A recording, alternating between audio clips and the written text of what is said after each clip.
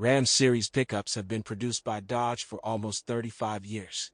At first, they were like two drops of water like their competitors, Chevrolet and Ford, but by the mid-90s they gained their face and popularity.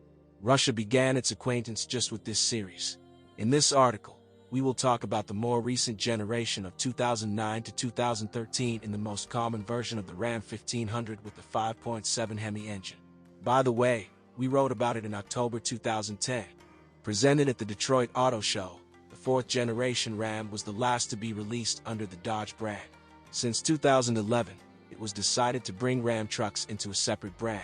However, for us, a large-scale copy of the main tractor with the horned head on the radiator grille still remains a Dodge Ram.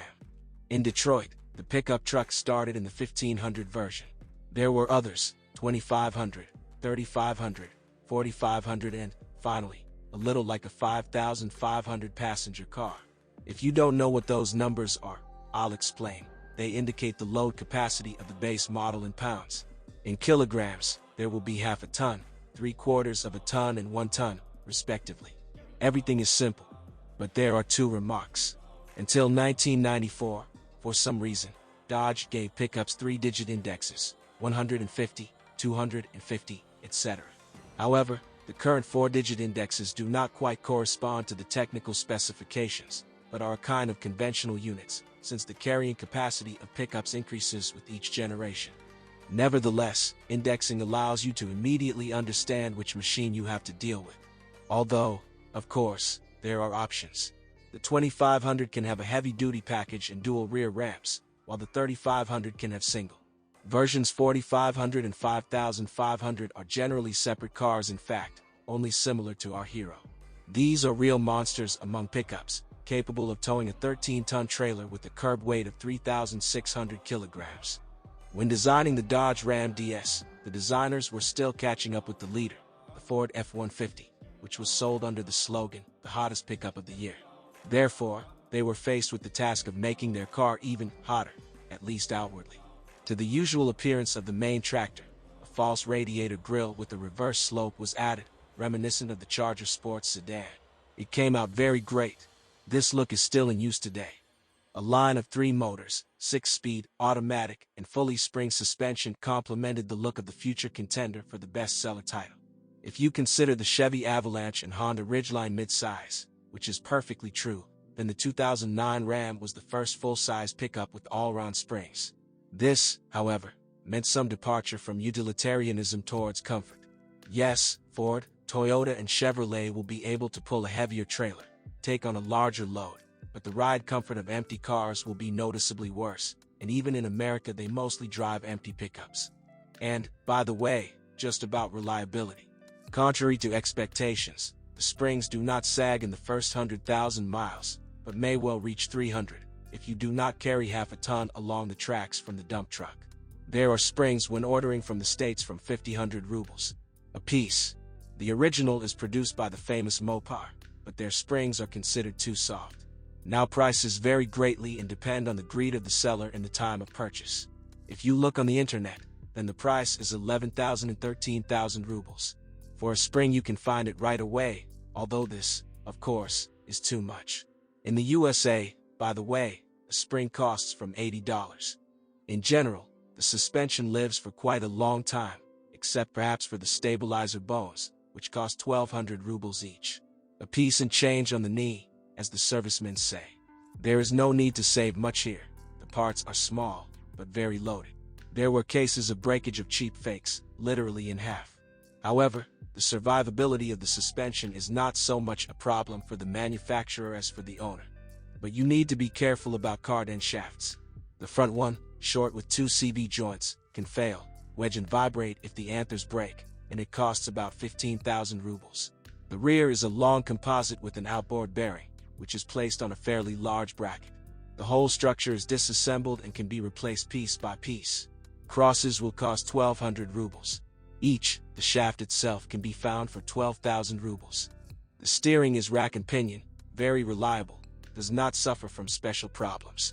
When driving, even fast, Ram demonstrates excellent stability and downright European handling, as good as a solid axle car can be. From the beginning of production, The Dodge Ram 2009 was equipped with engines known to us from other Chrysler models, primarily Jeep. A 3.7-liter V6 was offered for mono-drive in the most inexpensive versions. A 4.7-liter V8 suited the entire line, and the magnificent 5.7-liter Hemi with 396 horsepower crowned the list. With the MDS cylinder deactivation technology, the modernized valve opening and closing phase control system, and finally, the famous hemispherical combustion chambers, all this makes the Hemi engine the first place in terms of efficiency and popularity. And acceleration, 6.7s to hundreds. At that time, not every sports car could do this. However, very soon a 6.4-liter SRT engine with a compressor appeared. Cummins diesels were put only on heavy versions, starting from 3,500. Motors are all well known, reliable and hardy. In our conditions, they can cause trouble, except that prematurely failed EGR valves, the replacement of which will cost 8,000 rubles. With work. This, in fact, is all that can be said about the engines. But what Ram has favorably distinguished itself is the transmission. During production, the fourth generation was equipped with 6 options for boxes, from 4 to 8 speed. The main difference from competitors is the presence of a mechanical 6-speed gearbox in the list of options. None of the competitors' mechanics has been doing for a long time. Chevrolet completely abandoned the handle back in 2006, Ford in 2010.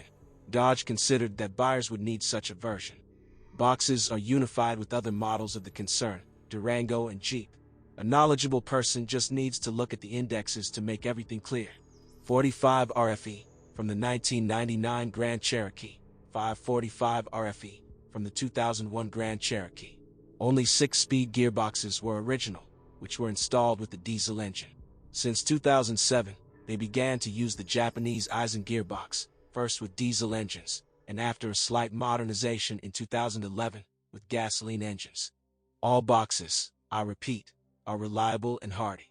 They differ in subtleties of service that only specialists know. In general, on cars operated in Russia, 68 RFE, which is Dodge's own development, is most often found. Neither the owners nor the servicemen complain about it. They only recommend paying attention to the level and quality of the oil. Dodge has always advertised its pickup trucks as workhorses. Consequently, both comfort and finishes and materials were the most unassuming. After the appearance of a new generation in 2009, everything changed radically. And although Ram never managed to get rid of hard plastic in some places, the interior became much more comfortable and even luxurious. Although, perhaps, this assessment will depend on what the owner was riding before the pickup. Nevertheless, improvements in design and comfort are obvious. And given that Ram is a real American, full-size, then the spaciousness in the cabin is appropriate. That and the improved ride comfort make buying a Dodge Ram not so crazy. Especially if you have to travel not only from the garage of the house to the parking lot of the office. But the main thing in Ram is, of course, not the carrying capacity and practicality, but the fact that it is not like everyone else. And, perhaps, one has to be as stubborn and determined as the totem on the radiator grill in order to spit on petty bourgeois tastes and take this sheep, sorry, or golly, by the horns.